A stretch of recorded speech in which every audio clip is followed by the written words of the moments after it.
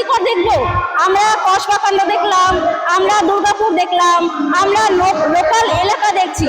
এই সমস্ত যদি বিচার আমরা সাধারণ মানুষ না পাই, আমরা কার কাছে গিয়ে হাত পাতবো? এই লক্ষ্মীর ভান্ডার দিয়ে কি হবে? লক্ষ্মীর ভান্ডার দিয়ে মা বাবাদের কিনতে চাইছে এবং তিনি বলছে যে আমরা নারীরা এই কুলাঙ্গার দিয়ে যতবার ধর্ষণ হব ততবার উনি পয়সা দিবে। আমরা এমন লক্ষ্মীর ভান্ডার চাই না। আসলে এই পরিবর্তন পশ্চিমবঙ্গের আজকে যেরকম অবস্থা আমাদের পশ্চিমবঙ্গে চলছে, এই পশ্চিমবঙ্গ তো আমরা চাইনি। আমরা একটা সুস্থ স্বাভাবিক পশ্চিমবঙ্গ চেয়েছিলাম, যে পশ্চিমবঙ্গে নারী সুরক্ষা থাকবে, যে পশ্চিমবঙ্গে কাজ থাকবে, যে পশ্চিমবঙ্গে চাকরি থাকবে।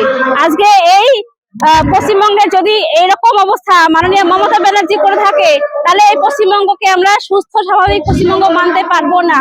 অতএব পরিবর্তন আনা খুব দরকার, আর এই পরিবর্তনের সাথেই কিন্তু আমাদের আগামী ভবিষ্যৎ নির্মাণ হবে। আমরা যে মহিলা হয়ে মহিলাদের এরকম বিচার পাচ্ছি না, শুধু আজিকর দেখবো? আমরা কসবাকাণ্ড দেখলাম, আমরা দুর্গাপুর দেখলাম, আমরা লোকাল এলাকা দেখছি। এই সমস্ত যদি বিচার আমরা সাধারণ মানুষ না পাই, আমরা কার কাছে গিয়ে হাত পাতবো? একজন মুখ্যমন্ত্রী বাংলার নারী হয়ে আজকে নারী সুরক্ষা দিতে পারছে না, এর থেকে লজ্জাজনক বিষয় কি হতে পারে? এর জন্য পরিবর্তন চাই। আমাদের পশ্চিমবঙ্গকে এমন পশ্চিমবঙ্গ তৈরি হতে হবে যেখানে নারীরা মাথা উঁচু করে দাঁড়াবে এবং বলবে আমাদের সোনার বাংলা আমরা তৈরি করব না।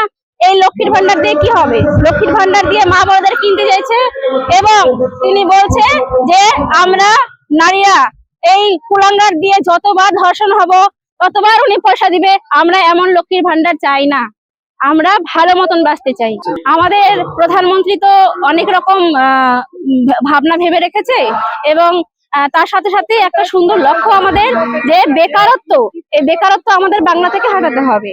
এবং এই যে মমতা ব্যানার্জি তিনি যুব ভাতা দিয়ে রাখছে 1500 টাকা, তাতে কি একটা সংসার চলবে? দিক না, একটা সংসারে একটা চাকরি দিক, তবে আমরা মানবো হ্যাঁ বেকারত্ব ঘটবে। আমি চাইছি বাংলার পরিবর্তন, আমি চাইছি বিজেপি আসুক। বিজেপি আসলে বাংলার পরিবর্তন অবশ্যই হবে।